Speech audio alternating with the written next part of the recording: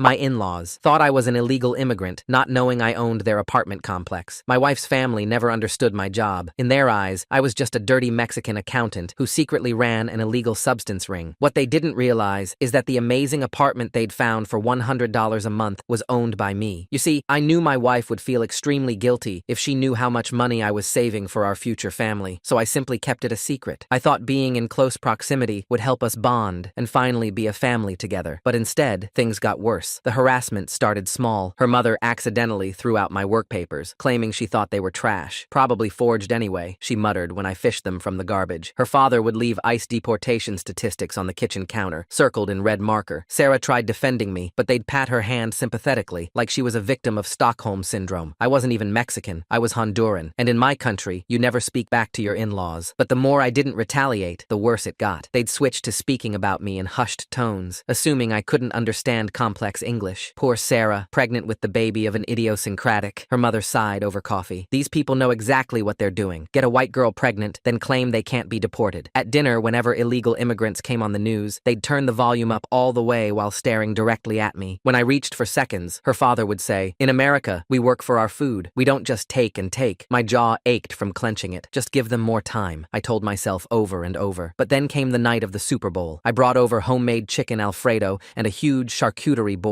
their favorite. But when we walked in, they didn't even thank me. Instead, her mom shoved her hands right into my coat pocket and took out my wallet. "You never know when someone might need to identify him," she said to Sarah, while photographing my driver's license and work ID. I saw tears welling up in Sarah's eyes, and I subtly rubbed the small of her back. Our sign for, "It's okay, I love you." For a while after that, everything was good. Me and Sarah's dad were cheering and booing the same sports teams. Meanwhile, her mom looked like she was having an organism from how good my chicken Alfredo tasted. It wasn't until I went to the bathroom that things really took a turn, because on the way back, her father cornered me, breath stinking of whiskey. "I know your type," he slurred, using my daughter for a green card. "But I'm watching you, Juan. My name is Miguel." He knew that. By that point, I knew if I didn't leave, then I'd do something I'd regret. So I started packing up all my poop, and Sarah was already zipping up her coat. That's when her father stood up, face red with triumph. "We've had enough. We know you're illegal. The way you sneak around, never talking about family back home. You're probably running from something." Her mother nodded eagerly. "We've compiled evidence. Sarah deserves better than some criminal immigrant." Suddenly, there was a knock at the door. I went to open it, thinking it was a family friend, but instead, it was 3 men in all blue, with the word ICE written across their bulletproof vests. My heart dropped. Her parents rushed to greet them, pointing at me excitedly. "He's right there, the illegal. We have evidence." I stood slowly, pulling out my wallet. "Officers, I'm Miguel Fernandez. I own this building." I showed them my ID and the deed I kept in my wallet for emergencies. "These are my tenants. They're 3 months behind on rent, which I've forgiven because they're family." Sarah's mother's face went white. Her father stammered. The ICE officers shook their heads in disgust. "Don't waste our time again," one said before leaving. Her parents tried to laugh it off. "Oh, what a misunderstanding. We were just being protective." Her mother stammered nervously. "You can understand, right? We didn't know." Sarah just stared at me with her Disney princess eyes, filled with love and endearment. But one thing was for sure, neither of us were laughing. And the next morning, I served them a 30-day notice to vacate. Family or not, some things can't be laughed off. They moved out in 2 weeks, suddenly very eager to respect the Mexican they'd tried to destroy. Now they rent a cramped apartment across town, probably checking their locks and counting their silverware, terrified of the immigrants they imagine everywhere. But little did I know, her parents' racism knew no bounds, and it wasn't long until they turned Sarah against me. The first sign something was wrong came through Sarah's phone buzzing at 3 a.m. She grabbed it quickly, angling the screen away from me. Her fingers moved across the keyboard rapidly before she set it back down. When I asked who texted so late, she mumbled something about work emails and rolled over. 2 days later, I found her hunched over our laptop in the kitchen, multiple browser tabs open. She slammed it shut when I walked in, but not before I caught glimpses of article headlines about financial abuse and controlling spouses. My stomach twisted. Those weren't random searches. Her mother started scheduling all of Sarah's prenatal appointments during my important work meetings. The first time seemed coincidental. The second felt deliberate. By the third, when Sarah apologized but said she had to go alone, I knew her parents were orchestrating this. I arrived at the clinic after rushing through my presentation, hoping to surprise Sarah. Instead, I found her parents in the waiting room, holding her hands. They looked up at me with barely concealed satisfaction. The nurse called out, asking if the father had arrived yet, and Sarah's mother answered that he was too busy working, even as I stood right there. Things escalated when her father mentioned seeing me enter a suspicious building downtown. He described it perfectly, one of my rental properties I'd been renovating. Sarah's hand moved protectively to her growing belly as she asked me about it later that night. I hesitated, not wanting to reveal the extent of my property holdings yet. My silence only confirmed whatever narrative her parents had had planted. Sarah started pulling away. She'd check her phone constantly during dinner, typing quick responses to a group chat I wasn't part of. When I asked about it, she said her parents just needed space to process everything that had happened. But the way she avoided my eyes told a different story. Her parents invited her to lunch at their cramped new apartment, making sure to emphasize how much they were suffering because of my actions. They'd actually framed the eviction notice I'd served them, hanging it prominently on the wall like some badge of victimhood. Sarah came home with red eyes, barely speaking to me. I woke up one night to find her side of the bed empty. Following the glow of laptop light to the living room, I discovered her researching signs of financial manipulation in marriage. She was taking notes, comparing our relationship to bullet points on abuse websites. My chest tightened as I watched her type "husband hides assets" into the search bar. Her parents infiltrated every aspect of our lives. They started attending her book club, telling the other members how worried they were about their daughter. They used specific phrases I recognized from the abuse pamphlets Sarah had been reading. Soon, her friends were giving me suspicious looks at gatherings. Sarah's best friend Catherine pulled her aside at a baby shower planning meeting. I overheard her asking if Sarah was really okay, mentioning concerns her parents had shared. Sarah's response was muffled, but Catherine's hug afterward looked like the kind you give someone in crisis. The separate bank account discovery hit me like a physical blow. I'd gone to transfer money for nursery furniture when I noticed an unusual withdrawal. Tracing it led to a new account in Sarah's name only. When confronted, she said it was just in case, for emergencies, but we'd never needed separate finances before. Her parents volunteered at Sarah's workplace charity event, charming her colleagues with their sob story about being evicted by their son-in-law. Within weeks, they were beloved fixtures at the office, while Sarah's co-workers started treating me like a potential threat at company functions. Her mother, accidentally, ran into Sarah's OBGYN at the grocery store. By our next appointment, the doctor was asking pointed questions about our home environment and whether Sarah felt safe. The seed of doubt had been planted in yet another professional relationship. Sarah's childhood mentor, someone she'd looked up to for years, suddenly started expressing concerns about me. Her father had befriended him at the gym, sharing carefully crafted worries about my mysterious income and secretive behavior. The anonymous email arrived on a Tuesday. Sarah's laptop dinged with a message containing property records showing I owned 12 buildings across the city. The sender had done their homework, including tax assessments and purchase dates. Sarah printed everything out, spreading the papers across our dining table like evidence in a criminal case. When I came home that evening, she was crying. The confrontation was inevitable. I admitted to owning the properties, but tried explaining why I'd kept it private, not wanting money to complicate our relationship, planning surprises for our future. But all she heard was deception. Years of trust crumbled as she fixated on the lie rather than the intention. Her parents' timing was perfect. As Sarah sobbed about honesty and transparency, her phone lit up with a text from them. "We're here when you're ready. No judgment. Just love." She grabbed her overnight bag and left for her girlfriend's house. I woke alone to find subtle changes throughout our home. Sarah's pregnancy books had migrated to the guest room. Her grandmother's ring, which she never removed, sat abandoned on the nightstand. The ultrasound photo I kept on my dresser was gone. Her parents orchestrated social encounters with surgical precision. They visited mutual friends going through an ugly divorce, ensuring Sarah heard every detail about hidden assets and financial abuse. The parallels to our situation weren't subtle. Even Sarah's brother, who'd always remained neutral, called expressing concerns after their Thanksgiving visit. Her parents had worked on him too, painting a picture of his sister trapped with a secretive, controlling husband. I tried showing Sarah our bank statements, proving every dollar saved was for our baby's future. But through her parents' lens, even this looked like manipulation, trying to control her with money, making her dependent. Every gesture of love became evidence of abuse in their narrative. They suggested she see a therapist to process her trauma. Of course, they recommended someone who specialized in cultural abuse patterns. I knew what was coming before Sarah even attended the first session. "How long has your husband been hiding assets from you?" was literally the therapist's opening question. Sarah called me afterward, voice shaking, saying maybe we needed space to figure things out. Her parents had found the perfect weapon, a professional who would validate every poisonous seed they'd planted. The foundation was crumbling beneath us. Every day brought new evidence of their campaign. Sarah started documenting my schedule, texting arrival and departure times to her mother for safety. She used code words they'd developed years ago, treating me like a threat in my own home. I watched Sarah's car pull out of the driveway that morning, knowing she was heading to another appointment with the therapist her parents had handpicked. The house felt hollow without her presence, each room echoing with memories of happier times. I sat at the kitchen table, staring at the code words she'd texted her mother just minutes before leaving. Blue sky morning, their old signal that everything was proceeding according to plan. Her parents filed a complaint with the property board the following week. They used their intimate knowledge from living in my building, twisting every maintenance delay and every repair into evidence of negligent landlord practices. The complaint arrived on official letterhead, detailing supposed violations with the precision of someone who'd been taking notes for months. My property manager called me, voice strained, explaining that inspectors inspectors would be arriving unannounced over the coming weeks. The local news picked up the story 3 days later. Landlord evicts elderly in-laws ran across the bottom of the screen, while her parents sat on their worn couch, looking frail and victimized. They'd aged themselves for the cameras, her mother's usually perfect hair now gray at the roots, her father hunched over a cane I'd never seen him use before. The reporter never contacted me for comment. Comments flooded the station's website within hours, many questioning my citizenship status and demanding investigations into how a Mexican owned so much property. Sarah's co-workers began treating her with exaggerated gentleness at the office. They'd stop conversations when she entered rooms, offer her tissues unprompted, and slip pamphlets about women's shelters onto her desk. Human Resources scheduled a mandatory check-in meeting, expressing concern about her home situation. Sarah came home that evening with a folder of resources for women in abusive relationships, placing it prominently on the coffee table where I'd be sure to see it. I discovered the recording device by accident while looking for my car keys. Hidden beneath the couch cushions, the small digital recorder still showed an active red light. Playing it back, I heard our entire argument about money from the previous week, every word captured in crystal clarity. The timestamp showed it had been sent to her parents' email immediately after recording. My hands shook as I realized how many private conversations might have been documented and shared. Her parents hired a lawyer who specialized in protecting women's financial interests during divorce. The retainer agreement arrived at Sarah's workplace, ensuring I wouldn't see it first. But Sarah left it on her dresser, perhaps wanting me to know or simply past caring about secrecy. The lawyer's letterhead proclaimed expertise in uncovering hidden assets and ensuring equitable distribution. Her parents had prepaid for 20 hours of consultation. Sarah approached me one evening with a document her parents' lawyer had drafted, a post-nuptial agreement that would clearly delineate asset ownership and protect her interests. Her hands trembled as she placed it before me, explaining it would give her peace of mind. The document essentially acknowledged my property ownership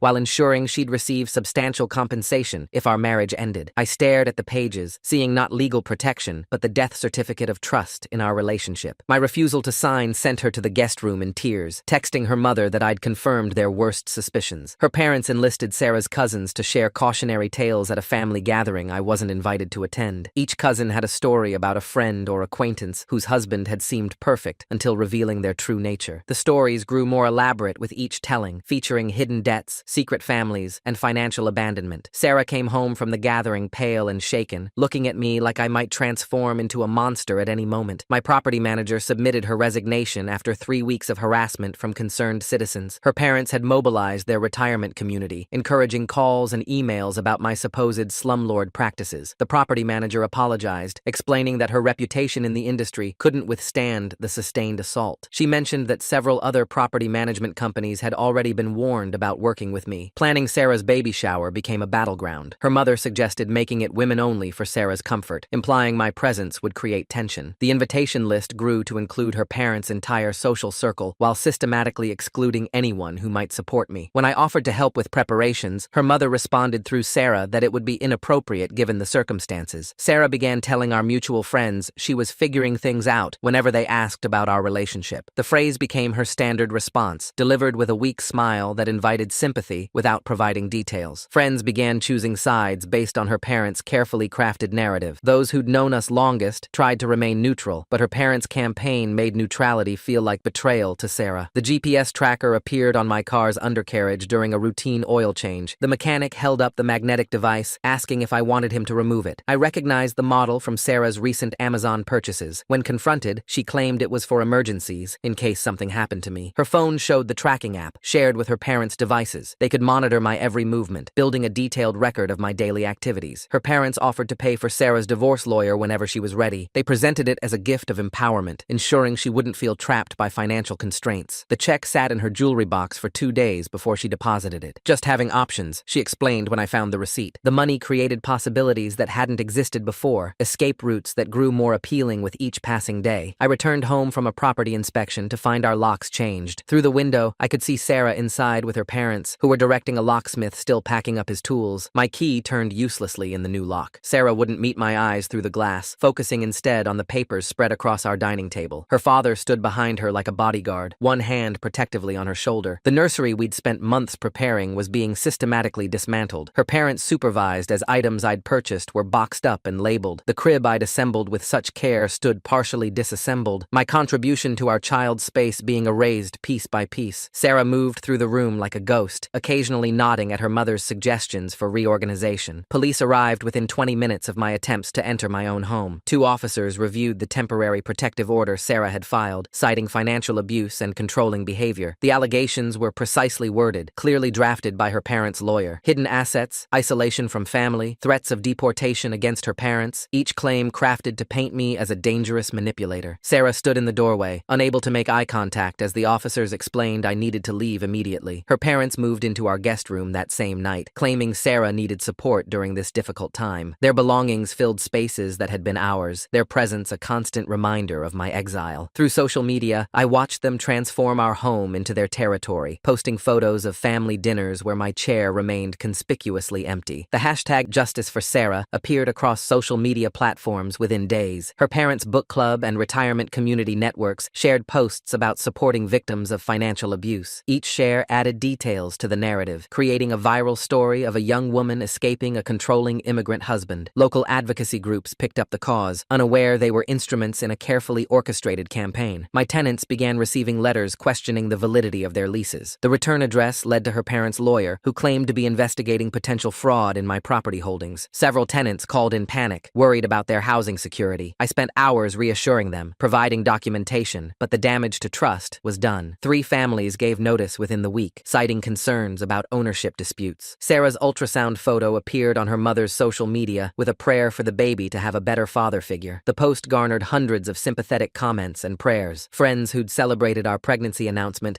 now offered support for Sarah's brave decision to protect her child. Each comment felt like another nail in the coffin of my reputation. My lawyer delivered devastating news about Sarah's legal strategy. She'd filed for emergency custody before birth, citing an unstable environment and financial deception. The filing painted our home as psychologically harmful, with my hidden assets creating an atmosphere of distrust and manipulation. Her parents' affidavits supported every claim, providing detailed accounts of witnessed emotional abuse. The custody hearing took place in a sterile courtroom that smelled of floor polish and fear. Sarah's parents flanked her at the plaintiff's table, her father wearing an American flag pin that caught the light as he whispered to their lawyer about my immigration status. The judge, a stern woman who'd clearly reviewed the extensive filings, listened as Sarah's lawyer painted a picture of systematic deception and control. The temporary orders crushed any hope of normal fatherhood. Supervised visitation only after birth, with visits to occur at a court-approved facility. Her parents had successfully positioned themselves as the stable, trustworthy guardians compared to the secretive immigrant who'd hidden vast wealth. The judge's ruling noted their willingness to provide consistent support versus my pattern of deception. An anonymous complaint arrived at the Latino Community Center, where I'd volunteered for years. The letter detailed concerns about my involvement with vulnerable populations given my ongoing legal troubles. The board, composed of people I'd worked alongside for decades, called an emergency meeting. They expressed regret, but explained that protecting the center's reputation required my temporary suspension from all activities. Sarah changed her life insurance beneficiaries during what should have been a routine prenatal checkup. Her mother's bridge partner, who happened to be an insurance agent, facilitated the changes. Her parents were now primary beneficiaries, with provisions for our unborn child that I would merely oversee. Each document she signed pulled apart another thread of our intertwined lives. I discovered her parents house hunting in my properties under an LLC name. The property management company I'd hired to replace my previous manager forwarded the application, noting the generous offer above asking rent. The LLC traced back to her father's golf buddy, but the intended occupants were clearly her parents. They were attempting to burrow deeper into my life, claiming pieces of what I'd built while pushing me out. Sarah's brother finally called me directly, his voice heavy with conflict. He admitted her parents had threatened to cut him off from his inheritance if he maintained contact with me. His mother had made it clear that supporting me meant choosing sides against family. He apologized before hanging up, another ally lost to their campaign of isolation. Her parents hired a private investigator from her father's golf club connections. I noticed the same sedan at multiple properties, always with a telephoto lens visible through the window. The photos would later surface in court documents. Each image of me entering my buildings spun as suspicious activity requiring investigation. Normal property management became evidence of secretive behavior in their narrative. Sarah's prenatal class instructor pulled me aside after a session, explaining that several participants had expressed discomfort with my presence. Her parents had reached out with concerns about the stress I was causing Sarah. She suggested I might want to consider attending a different class, or perhaps supporting Sarah from a distance. Another space that had been ours became hers alone. Her mother's social media post showed a cropped photo from our company holiday party 2 years ago. My glass of champagne became evidence of a drinking problem, the timestamp carefully edited to suggest frequent intoxication. Comments poured in about poor Sarah dealing with an alcoholic husband on top of everything else. Friends who'd been been at that party knew the truth, but remained silent, not wanting to get involved. The calls to my family in Honduras started at odd hours. My mother phoned me crying, asking why Sarah's family was calling about my treatment of my pregnant wife. The caller knew details only Sarah could have shared: pet names, family stories, intimate moments twisted into evidence of manipulation. My family's confusion and hurt added another layer to the isolation her parents were constructing. A GoFundMe page appeared titled Sarah's Support Fund, Escaping Financial Abuse. Her parents crafted a narrative of a young woman trapped by pregnancy with a controlling husband who'd hidden vast wealth. Donations poured in from their community, each dollar a vote against my character. The fund raised thousands within days, money Sarah didn't need, but which served to publicly cement her victim status. The local newspaper ran a sympathetic profile of her parents titled Grandparents Fight for Daughter's Freedom. They posed in their cramped apartment, the framed eviction notice visible in the background. The reporter, who never attempted to contact me, painted them as elderly victims, standing up to a powerful landlord to protect their daughter. The article went viral in local Facebook groups, generating hundreds of supportive comments. Sarah went into early labor during an argument about custody arrangements. The stress of the conversation, combined with months of sustained tension, triggered contractions 6 weeks before her due date. Her parents, who'd been recording the conversation from the next room, immediately blamed my hostile behavior. The recording would later surface in court, edited to remove context and emphasize my frustrated tone. Hospital security received a briefing about the volatile ex-husband who might attempt to disrupt delivery. Her parents had arrived first, painting a picture of an unstable man who posed a threat to mother and child. I nearly missed my child's birth, held at the security desk while they verified my identity and relationship to the patient. Only Sarah's weak insistence allowed me into the delivery room. Her parents stationed themselves outside the delivery room like sentries. Through the small window, I could see them updating their phones, crafting the narrative in real time. They'd already created social media accounts for the baby, establishing their version of the story before our child even drew first breath. The birth certificate listed me as the father, but her parents insisted on hyphenating the last name to include Sarah's maiden name. The first photo of our baby excluded me entirely. Sarah cropped me out before sending it to the family group chat I still couldn't access. Her parents' response flooded in immediately, welcoming their grandchild while making no mention of the father. The image spread across social media within hours, establishing the visual narrative of a single mother supported by loving grandparents. Her parents moved in full-time under the pretense of helping with night feedings. My requests for overnight visits were denied based on the supervised visitation order. They controlled access to my child, scheduling their presence to minimize my involvement. The baby's nursery reflected their choices now. My carefully selected items boxed away in the garage. My carefully saved baby fund, accumulated over years of planning for this moment, was frozen during financial discovery. Her parents' lawyer had known exactly where to look, which accounts to target. Money meant for our child's education and future became evidence of hidden assets in their narrative. The court-appointed financial analyst questioned every deposit, every transfer, viewing love through the lens of deception. Sarah admitted during a mediated conversation that she still loved me, but love wasn't enough when trust was broken, she explained, repeating words that sounded rehearsed. Her parents had given her a framework for understanding our relationship that recast every gesture of love as manipulation. The mediator, recommended by her parents' lawyer, nodded sympathetically at her pain. Her parents suggested selling our house to start fresh. They'd already contacted their realtor friend, who provided a market analysis showing we could sell quickly in the current market. The house where we'd planned to raise our family became another asset to divide. Sarah toured apartments near her parents' place, envisioning a future that erased our past. My security footage from the building mysteriously corrupted after a power outage that affected only my unit. The electrician who responded to the emergency call turned out to be her father's nephew. Months of recorded evidence showing her parents' harassment vanished in a convenient technical failure. Backup systems had somehow failed simultaneously, leaving me without proof of their campaign. Her parents joined the neighborhood watch with enthusiasm, spreading concerns about the absent father with hidden assets living nearby. They attended every meeting, building relationships while poisoning opinions. Neighbors who'd known me for years began crossing the street to avoid awkward encounters. The community that had been home became hostile territory. Child services arrived following an anonymous report about my unstable housing situation. The investigator, who mentioned attending college with Sarah's mother, conducted a thorough review of my circumstances. Every property I owned became evidence of instability rather than security. The investigation found no immediate concerns, but remained open, another sword hanging over my head. Sarah posted the first family photo on social media with the caption, "My Village." The image showed her holding our baby, flanked by her parents in what had been our living room. My reflection was visible in the window behind them, a ghost haunting the edges of their new family unit. The post received hundreds of likes and comments, celebrating her strength and their support. My request for increased visitation was was denied pending the ongoing financial investigation. The judge noted concerns about the disparity in living situations and the need for stability during the baby's early months. Her parents' presence was cited as a positive factor, providing consistent care, while questions about my assets remained unresolved. Each ruling pushed me further to the margins of my child's life. Her parents registered our baby for daycare near their cramped apartment, not our house. The enrollment forms listed them as emergency contacts while my name appeared nowhere in the paperwork. I discovered this when trying to add myself to the pickup list, only to be told I'd need court documentation proving my right to collect my own child. The following evening, her father held court at the VFW hall, regaling fellow veterans with stories about protecting his family from threats. His eyes locked onto the Latino members as he spoke about enemies who infiltrate communities, who hide their true nature behind false identities. The parallels weren't subtle. Several members shifted uncomfortably, recognizing the coded language for what it was. My mortgage holders received official-looking inquiries about the legitimacy of my property ownership. Her parents had contacted each lender separately, claiming potential fraud in the original applications. The banks launched internal reviews, temporarily freezing my ability to refinance or access equity. Each investigation took weeks to resolve, draining my resources through legal fees. 3 more tenants moved out after her parents' harassment campaign intensified. They'd stationed themselves outside my buildings during peak hours, approaching residents with warnings about their landlord's legal troubles. My rental income dropped by 40% within a month. Properties that had been fully occupied for years suddenly had multiple vacancies. Sarah brought our baby to the first mediation session, dressed in an outfit her parents had selected. A note pinned to the diaper bag read, "Dressed by grandparents who care," in her mother's handwriting. The baby wore a bib proclaiming, "My grandparents love me," a gift from their retirement community friends. Every detail had been orchestrated to emphasize their involvement versus my absence. The mediator reviewed our financial documents while I watched my child reach for me across the table. Sarah's parents had prepared a comprehensive package showing their financial support during her pregnancy, contrasting it with my hidden wealth. The narrative was clear. They'd been there when I'd been secretive. The mediator's expression grew increasingly sympathetic toward their position. I agreed to a settlement giving Sarah 70% of our assets. The alternative meant continued legal battles that would drain everything while keeping me from my child. Her parents' lawyer had structured it brilliantly. I could fight and lose everything, or accept and maintain some relationship with my baby. The choice felt like surrender, but watching my child's face made the decision clear. Her parents immediately filed for grandparents' rights, citing parental instability. They used my own settlement as evidence, arguing that someone who'd admit to hiding assets and agree to such terms must recognize their own unfitness. The filing included affidavits from their entire social circle, each swearing to witnessed concerning behavior. The Latino Business Association, where I'd been a member for 15 years, voted to rescind my membership. The president apologized privately, explaining his wife had become friends with Sarah's mother through their shared grocery store. The community I'd helped build for decades was closing its doors to me, another casualty of her parents' systematic campaign. Sarah sent a final text before blocking my number on her parents' advice. The message was simple but devastating in its implications for our future. Her parents had convinced her that any direct communication could be used against her in court. Our years of marriage reduced to lawyers as intermediaries. The baptism invitation never arrived. I learned about the ceremony through a mutual friend who assumed I'd be there. Her parents had planned the entire event at their church, inviting their friends to celebrate their grandchild's spiritual beginning. Photos later surfaced on social media showing her father holding our baby at the font, assuming the role that should have been mine. My scheduled pickup arrived to find her parents waiting in the driveway. They wore body cameras, documenting every interaction for potential court use. Her father's hand hovered near the record button as he performed the exchange, narrating the time and condition of transfer like evidence collection. The baby, sensing tension, began crying immediately. Her father dropped the diaper bag, spilling its contents across the driveway. My court-ordered substance test results scattered in the wind, the negative results visible to passing neighbors. He apologized insincerely while making sure everyone saw the papers. The humiliation was calculated, designed to break me down through 1,000 small cuts. Her parents petitioned the court to supervise my visits, citing my erratic behavior during exchanges. They documented every sigh, every frustrated expression, every moment of normal human emotion as evidence of instability. Their lawyer presented a pattern of concerning conduct that existed only in their interpretation. A hurricane swept through the region, damaging several of my properties. Insurance claims stalled after adjusters received notices about ongoing ownership investigations. Her parents' lawyer had sent letters to every company, creating enough doubt to delay payments. Repairs couldn't begin without funds, leading to further tenant losses. Sarah served divorce papers at our baby's first birthday party. My family had gathered to celebrate, unaware of what was coming. The process server arrived during the cake cutting, handing me documents in front of my mother and siblings. Sarah's parents had orchestrated the timing for for maximum impact, ensuring my humiliation was witnessed by those I loved most. Her parents convinced Sarah to pursue criminal charges for financial fraud during marriage. Their connection to the prosecutor's office through a family friend who owed favors made the impossible possible. The case was thin, but the investigation alone would drag on for months, another tool to limit my access to my child. Code enforcement began targeting my properties with unusual vigor. Inspectors arrived weekly, finding violations in perfectly maintained buildings. One apologized quietly, explaining he had no choice but to do his job. The fines accumulated faster than I could address the citations, each one meticulously documented in her parents' files. Local news ran an expose on the housing crisis, featuring unnamed landlords who hid assets while raising rents. The details matched my situation precisely, though my name was never mentioned. Her parents' media connections had found another avenue to destroy my reputation without risking defamation claims. Sarah's lawyer demanded I liquidate all properties for a clean break. The proposal ignored market conditions and tax implications, focusing solely on immediate division. Her parents pushed this narrative, eager to see my life's work dismantled. They wanted me broken financially, as well as emotionally. Her parents made an offer on my original building through a shell company. The price was 30% below market value, justified by the complications surrounding the property. They were attempting to claim the very building where their campaign had begun, a final insult to add to injury. The word that shattered me came during a supervised visit. My baby looked directly at Sarah's father and called him Papa. Her parents had been coaching this moment for months, teaching my child to recognize another man as the paternal figure. My hands shook as I continued playing, pretending the betrayal hadn't just carved out another piece of my soul. A petition circulated through the Latino business district